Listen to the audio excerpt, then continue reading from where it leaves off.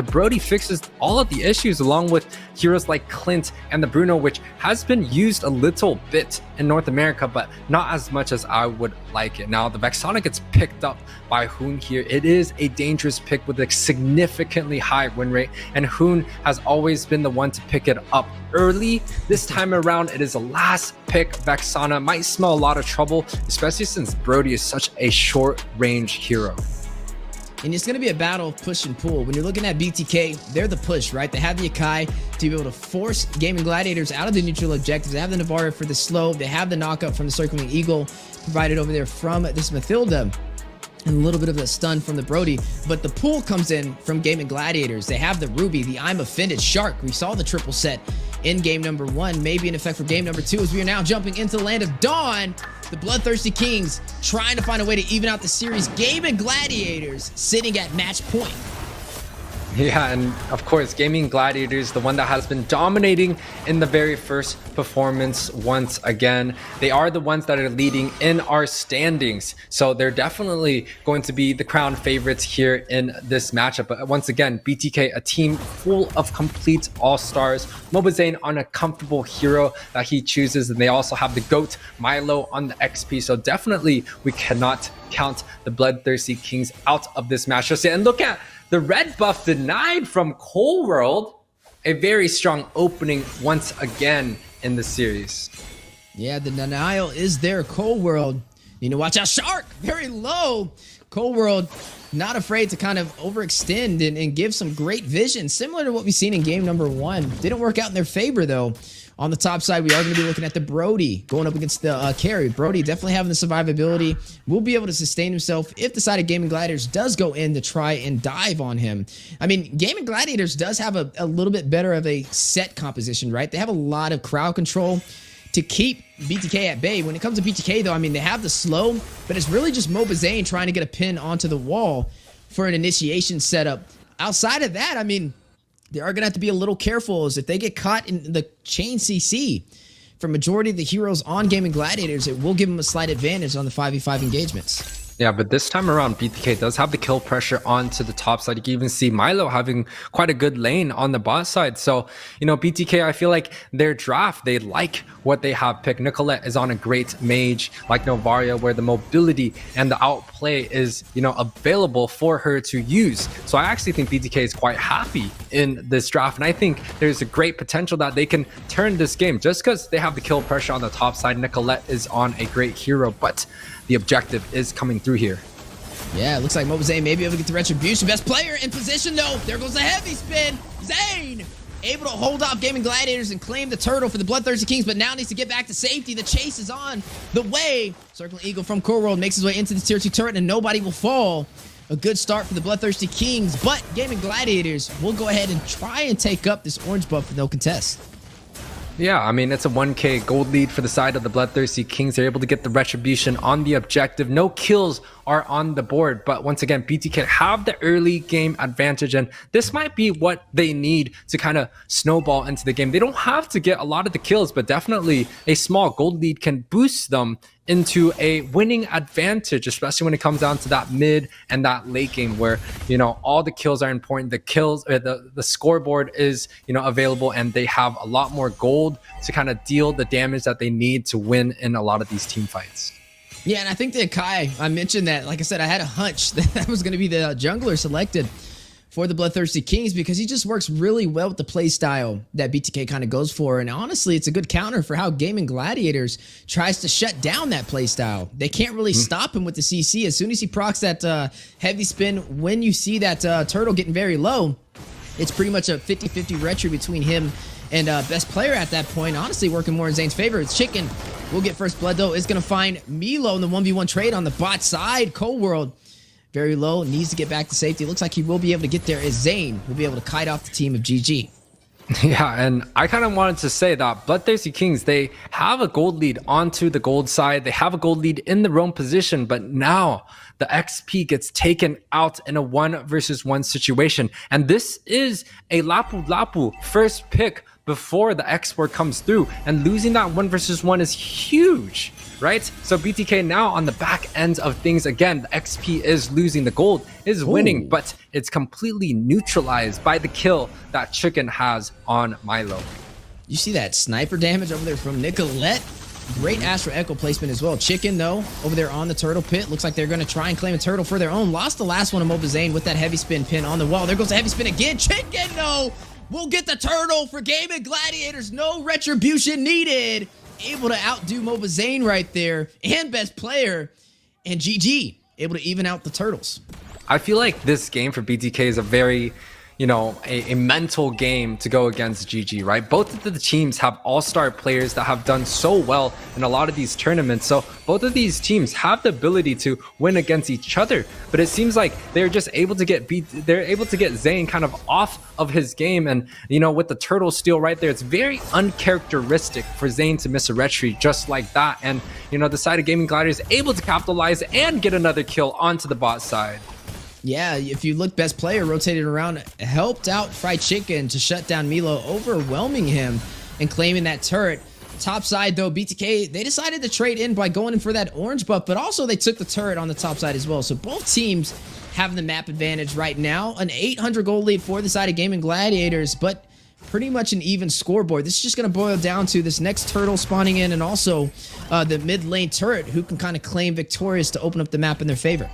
Yeah, and I kind of want to give credits to the Brody there. He's able to take out that top side tower, and he has the early game advantage. You can take a look at the farm. It's already almost like a 600, 700 gold lead for basic there. So definitely a very strong opening by the side of BTK, but they are lacking in other places, right? mielow has been denied twice already. Look at his gold. It's almost 1.5, 2K down from the opposite side where Chicken is in the lead of gold of the whole entire Gaimin Gladiators team. But you are going to see Basic ahead by 500 gold up against Zia to make up for it. On the bot side, though, the Siege 4. The tier 1 turret on the way from the side of BTK, but now a little bit of resistance as Gaimin Gladiators is going to push through with the numbers. Heavy spin from mobazane, trying to push them back. Hoon will find Basic. mobazane not able to get back. Oh, wait a second. The guiding win. Last second from Cold World to keep mobazane alive. Yeah, the saving grace coming out from Cold World, able to get mobazane out of a situation. I thought Basic was going to get alive, but no, Chicken says no. Zane, get back into the base. He's able to use the Bravest Fighter stance along with the Flicker to shut down mobazane once again. Chicken just out for blood right there. Out for a bloodthirsty king as he finds mobazane. Turtle will go to the Gaimin Gladiators in their favor to give them a slight advantage. Now up by 2,500 gold. We kind of talked about it, right? Those small steps lead to a mile for GG if you're not careful. And they were once up by 500, now up by 2,500. I feel like all I did was blink and that happened, which will put BTK at a slight deficit. They need to be careful. I mean, they do have mobazane running on the Sakai. They definitely can take the next neutral objectives that do spawn in. But the gold and the jungle and turrets are now in GG's favor. Yeah, but I still think BTK is holding on quite well in terms of their tower, and they still have the early game advantage for the Brody, so maybe look for a team fight. But at the same time, Gaimin Gladiators has done so well in a lot of these engagement, and take a look at this here. Yeah, Corwell should be able to get out of there. He does have the circling eagle. Speedy light wheels. Oh, close call. mobazane, he's pushing him back into Corwell, though. Needs to be careful. Best player may try and close the distance. Stun decided the tier 2 turret. Corwell will be able to get back to safety. Gaimin Gladiators still maintaining a presence inside of the jungle so far, trying to possibly open up another opportunity for a turret in the taking. They're now up by 3,000 gold. Yeah, and Gaimin Gladiators, they've just been playing this series quite well. Like, they get the disengage that they're looking for. They don't overextend on any of these fights, and they make sure that they're playing to their comp's greatest strength, which is going to be that carry and also that trio mid that got that MVP early on in this series. And this time around, Hoon has done a great job. Shark, you know, has gone 0 death, and also Zia has been able to farm onto that late game without dying against a Brody, which has quite honestly the counter and a significant advantage early on. But this time around, carry, look at his gold. He's now back in favor, now up against the Brody on the other side. Yeah, I mean, you're looking at Chicken off to a great start. Highest kills in the game, 3, 0, and 1. doing a little bit better than mielow on this X-Borg in the XP lane. I mean, it could be credit to that additional turtle they have, but I mean, still off to a good start, leading the way. I mean, he did find a kill on a mobazane after that saving grace that we saw, that guiding wind from Cold World. A little bit of that wasted opportunity to go back to safety. Now you are looking at Gaimin Gladiators trying to pull the aggro of the Lord, but a contest from the Bloodthirsty Kings. Yeah, and the Lord is coming down half HP. The concealed plague being popped by the side of Gaimin Gladiators, and the initiation from Cold World here. mobazane trying to wrap around, trying to get a pin, connects on the Shark, but he's able to get out of there last minute.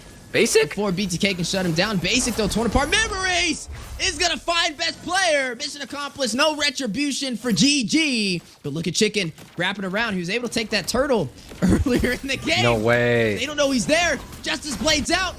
No, he's not going to go in. He knows that may be a little bit more than he can handle. And mobazane with the retribution claims the objective for the Bloodthirsty Kings as they get the Lord. And this is what BTK really needs, right? He really needs Basic to be able to deal damage early on, because the timing that GG has is that late game carry. And if Basic is able to do something, it might good, but mielow here looking to push out the members of GG. They have the Lord marching down on the top side. The whole entire bot is completely cleared. BTK having a strong performance in this game too. Yeah, definitely having a stronger performance as they are trying to turn this back in their favor, trying to claim game number 2 to even out the series. Basic will take a major objective, claims the tier 1 turret in the mid lane, but they are very low, need to kind of disengage. Astro Echo out from Nicholette, connecting to the full team of Gaimin Gladiators, as we are going to see the Lord marching toward that tier 2 turret. And last is Sanity from mielow, able to claim it, got what they came for, but do they go in for a little more? No, I think the disengage is quite good for the side of BTK. They definitely bit off quite a bit, not more than they can chew, since all of them has chose to disengage. Now the mid side does have a little bit of minions. The side of BTK could look to siege, but the side of Gaimin Gladiators should be able to protect that, no problem. Ooh, Zane taking a lot of damage, but the Mathilda play from Cold World and the guiding wind gets him out of the tier 2 turret, and a kill on the way is Basic. Torn apart memory onto Chicken. We'll go ahead and burst him down, and they are going to continue to maintain their pressure in Gaimin Gladiators jungle. Is this the upset that we're looking at? Because it's a 1k gold lead, right? The side of Gaimin Gladiators, they had a 2k gold lead up, but now this time around, BTK is able to turn things in their favor. Brody already up 300 gold, and you know, this has been a hero that traditionally does not do well in terms of the late game, especially when you deal up against the true damage that the carry has. But the Brody, especially if he has an early game advantage, even if he has a little bit to lead, he's able to deal tons more damage, especially when the carry is not on full item. So this is the time that BTK shines, and they're definitely shining at this moment. Yeah, looking brighter than ever. Can they keep up this momentum, as they are seeing a little bit of pushback from the side of Gaimin Gladiators? Circling Eagle, connecting. Last Sanity from mielow on the best player. Basic will be able to get the kill yet again. Now 3-1-0, leading the way up against Zia, who has yet to pick up a kill this entire game. Do you see how many times the Circling Eagle has saved the members from BTK? Like, he's able to give, you know, displaced members of BTK and pull them out of bad position. And this is kind of due to the lack of CC that GG has currently. They have the Shark, they have the Ruby, but it's not like the Fragrance set that they had before. They have a Boxia this time around, which provides a lot of utility, a lot of ability to get these objectives, especially in winning matchups. But when it comes down to getting some advantage in terms of the losing, the heavy spin impact that provides a little bit of CC has been quite overwhelming. I mean, honestly, and even with the Novaria coming unchecked this game, it's quite hard for GGs to even make a good move in this series. Yeah, it's putting them in an awkward binding right there. I mean, you did mention it right there. mobazane running with that heavy spin has been a problem, and then he's very comfortable. He's not afraid to overextend with the Akai because he knows Cold World has his back with the guiding wind when things get a little tricky. I mean, time and time again, you mentioned these Mathilda plays, saving the members of the Bloodthirsty Kings when things look a little tricky, and that goes to show why she's usually banned out.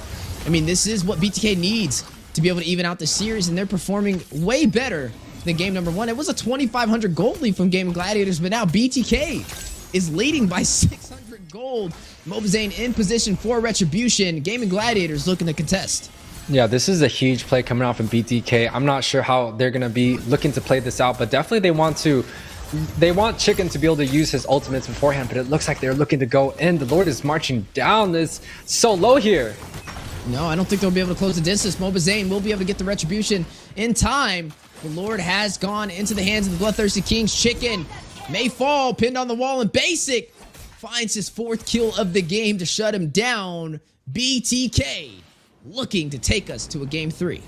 Yeah, 2K gold lead, 14 minutes, and the Lord is going to be marching down on the top or the bottom side. It's going to be good news for the side of BTK looking to siege in their inner tower. Now, Basic on this Brody, this is kind of the question of the day. Is he going to have enough damage to be able to push the members of Gaimin Gladiators out? Because quite honestly, Brody, his skill is going to stop quite soon, especially since he's almost onto that full build. He's got the Demon Hunter sword for a little bit more late game damage, looking to build up for that wind, and has the anti-heal, so definitely he has the ability to deal tons of damage. But once again, Carry has the Malefic Roar. He's looking to scale onto that late game, but the CC provided by mobazane might just be too much to handle for the side of Gaimin Gladiators to be able to defend under these inner towers. That's right. In the battle, push versus pull will be on the way. BTK pushing through, trying to open up the base for Gaimin Gladiators, who's left on the defense and stripped down to their inhibitor turrets.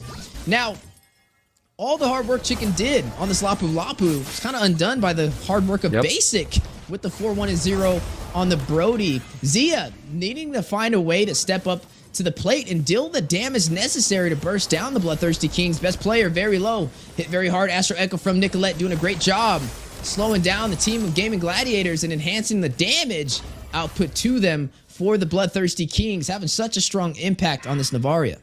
And this is exactly what we've all kind of been waiting for as kind of the viewers or the casters here, is the rise of the BTK, right? And, you know, quite honestly, they haven't had the best performance, especially during week 1, but now it definitely seems like they've put the pedal on the gas and they're kind of pushing up for momentum. They're quite, you know, honestly on par with Gaimin Gladiators in this game. And quite honestly, they've banned out like 3-4 of mobazane's heroes. So this time around, you know, BTK is able to kind of get the up in these team fights. Even with mielow dying left and right, it seems like Basic on this Brody just provides so much early game damage that BTK is just able to get a few of these winning pickoffs and able to kind of convert that into some real estate.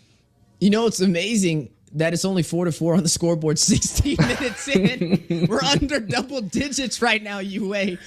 Both sides playing full objective focused and doing a great job on top of that. But BTK able to maintain the pressure on the map and doing it a little bit better than Gaimin Gladiators so far for game number 2. I mean, they have a lot more on the line with this match, right? This is match point. If they lose this, it's a clean sweep from GG. They want to be able to get higher on that ladder, and if they can shut down GG, they may be able to make the deficit of losing to Area 77 in day 1. As you are going to see this Lord spawn in, mobazane in position for another retribution. The last Lord, we saw best player having a hard time closing that distance, and Zane able to get it with little to no contest.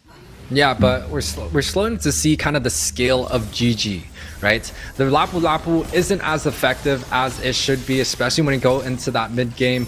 The X-Borg is going to scale quite well. Novaria also scaling quite well, but the initiation coming through from Gaimin Gladiators, some ultimates has been used, and I think BTK has a little bit more utility, especially pairing this Matilda and also the range coming out from Novaria. The longer these team fights go, I think BTK is going to have a much better standing to get the pick off that they've been looking for. Yeah, mielow able to get that Faraga armor to harass the side of Gaimin Gladiators. Astro Echo is going to connect from nicholette. Luminous Lord now in play. Best player, very low, torn apart memories. Basic, eyes on the prize. High value target is going to find best player, which means BTK will be able to claim this Lord uncontested. Yeah, see, so people should be picking up this Brody quite often. It's not only a lane bully, but when you have all the items, when you're able to get onto that mid and late game, especially with a hero like Brody, you still have the opportunity to deal a lot of damage late game, and especially getting those last hit pickoffs. And you know, this time around, BTK looking for another engagement. Zia way far outside of the protection from his team, getting bursted down, even though he has the damage. Not able to find a kill, and now an opportunity for BTK to even out the series. Takes the inhibitor for the top side. They have a Luminous Lord marching on the bottom as well, and it looks like they're going to sink these lanes. Yeah, no basic, but no Zia on the opponent's side. It is 25 seconds until Zia comes up. The Lord is going to be marching down. So the side of BDK, they have to look to see if they can get initiation onto the mid side. And look at mielow going in on Hoon. Yeah, they have 15 seconds before Zia spawns in, and looks like BTK is going to go in to try and close it out. They did lose basic, though, which is going to limit their push potential. Best player trying to get out of there, back to the base, able to get the regen just in time. Luminous Lord hitting the base. Crystal Chicken fighting, trying to take down mobazane, Cold World, and also mielow by himself. nicholette will be able to claim the last standing inhibitor for the mid lane, and the base has been completely open for Gaimin Gladiators.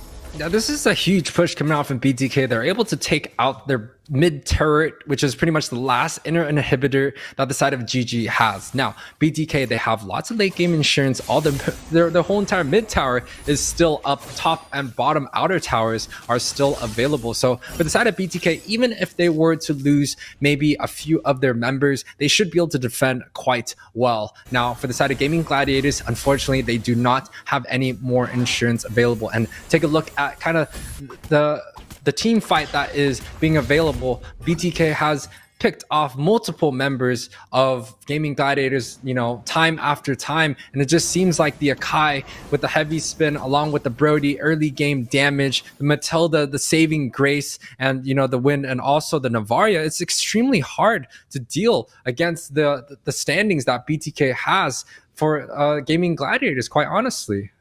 Hoon just picked up that winner truncheon too, so he has a little bit of a trick up his sleeve over there up against BTK when they do fight this out. Looks like they're prepping for a final engagement. Both sides playing it safe, knowing not to overextend by themselves. But look at the bot side. I mean, look how far Zia is. I don't really know if that's the move right there, because Shark by himself, if BTK can sniff them out, I don't think they can get out of this UA. Here it goes. Oh. Insane. Look at him. Where's Waldo over here looking through every bush trying to find him? I'm not even sure if it's a good idea for them to try and sniff out the bot side, because quite honestly, the K should be able to burst out anyone that comes, even if it's just a mobazane, right? So the side of BTK, they kind of have to tag along 2 with 2, but I feel like even if it's like 2 on 2, you know, the carry and the Ruby should be able to burst out any single person that comes in play. But now they see that Zia's on the bot side. BTK looking to engage onto the Lord, and they're looking like they're getting the team fight that they're looking for. Ooh, last sanity goes out. Torn apart memories as well. mielow will find Shark. They are down 1 member, but without the torn apart memories, it may be a counterplay from the side of Gaimin Gladiators. Even Zane using the heavy spin, catching best player, but he's able to wrap around. Maybe a misplay from the side of BTK if they're not careful. Chicken, immortality has been procced inside of the full team of BTK. Use the winner Trunchi and nicholette with the snipe to shut him down, execution style, and BTK will regain their composure in the Lord pit, but they're going in for body. Zia hit with the snipe. nicholette trying to get another kill.